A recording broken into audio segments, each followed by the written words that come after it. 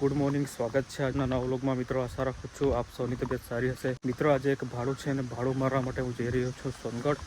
મિત્રો, અહીંથી અમે ભાત ભરી લઈ જવાના છે ને સોનગઢની એક રાઈસ મિલ છે, એમાં ભાત છાડવાના છે. એટલા માટે હું ભાડામાં જઈ રહ્યો છું.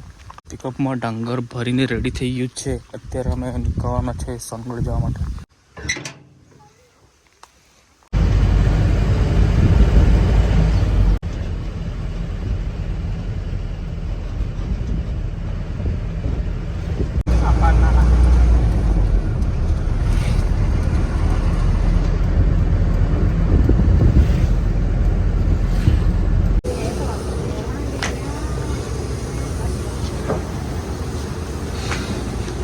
મિત્રો, પિકઅપમાં જે ડાંગર ભરેલું હતું તે અત્યારે અહીંયા ઉતારી દીધું છે રાઈસ મિલમાં.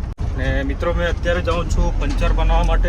કદાચ તમે ગઈકાલનો વ્લોગ જોયો છે તો આપણે ગઈકાલે પંચર પડેલું હતું.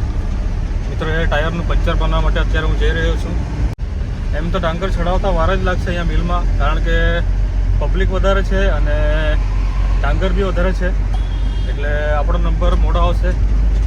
મિત્રો, આપણે સવારે લગભગ 9:30 વાગ્યાની આસપાસ અહીંયા પહોંચ્યા, એટલે મોડું થઈ ગયું. સવારે 7 વાગે આવી જતે તો આપણો નંબર વહેલો આવી જતે.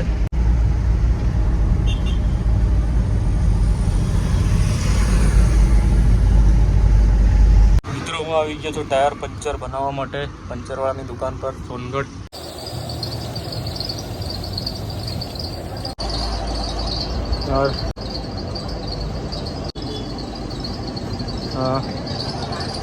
મિત્રો, હું પંચર બનાવવા માટે આવ્યો હતો, પણ મિત્રો જોઈ શકો છો અહીંયાથી વાલ પાસેથી કટ મારેલું છે, એટલે પંચર તો નથી પણ આ કટના હિસાબે હવા નીકળી ગઈ, તો હવે વાલ બનાવવો પડશે.